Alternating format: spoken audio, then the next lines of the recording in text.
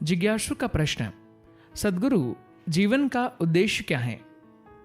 सद्गुरु कहते हैं, यदि इस क्षण आप बहुत आनंद से भरे और आह्लादित महसूस कर रहे हैं, तो क्या आपके मन में यह सवाल उठेगा कि मेरे जीवन का उद्देश्य क्या है?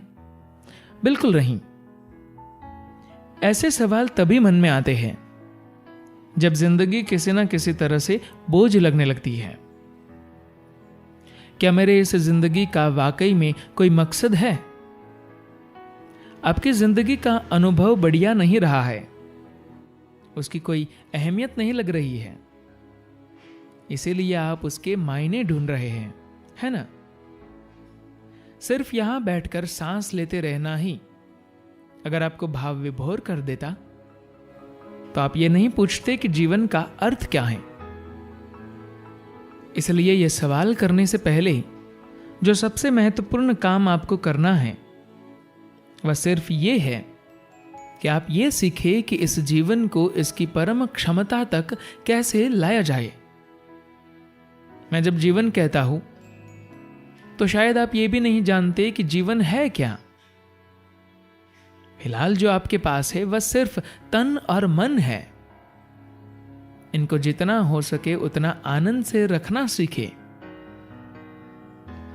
जब आपका भौतिक शरीर और मन आनंदपूर्ण अवस्था में होंगे, तभी आपके अंदर की हर चीज अपने चरम पर काम करेगी।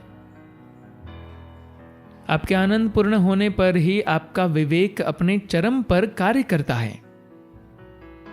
कोई मनुष्य यदि हरदम परमानंद की स्थिति में रह पाता है, मान लीजिए लगातार 24 घंटे तक, तो उसका विवेक 2 गुना हो जाएगा।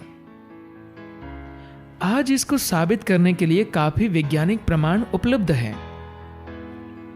क्या आपने अपने जीवन का एक भी दिन अशांति, चिड़चिड़ाहट, गुस्सा, घबराहट या ऐसी किसी चीज के बिना जिया है?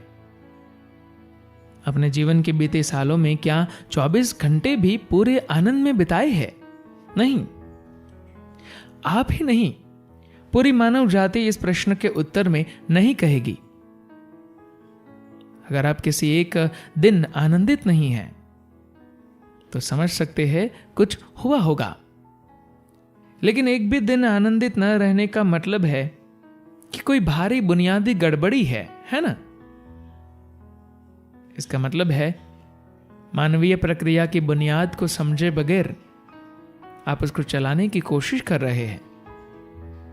यह ऐसा ही है जैसे आप किसी कार में ये बिना जाने ड्राइवर की जगह पर बैठ जाए कि नीचे के 3 पैडल कैसे काम करते हैं, और इनमें से किसी को भी जब चाहे जैसे चाहे दबाते जाए, फिर आप समझ सकते हैं कि आपकी गाड़ी के साथ क्या होने वाला है। फिलहाल आपकी खुशहाली कितनी नाजुक है।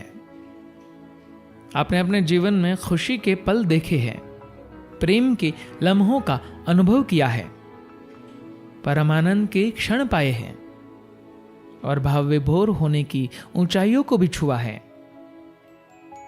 लेकिन इनको आप निरंतर बनाए रखने में समर्थ नहीं हैं।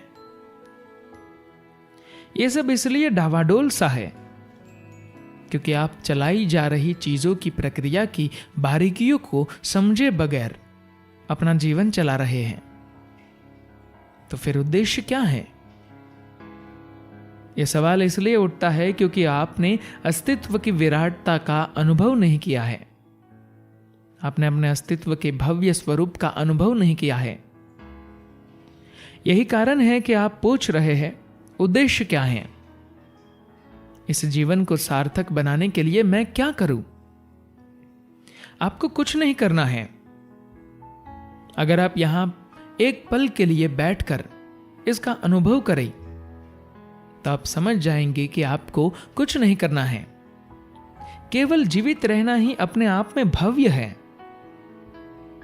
इसका एहसास आपको तब होगा जब कोई आपके सिर पर बंदूक का निशाना लगाएगा।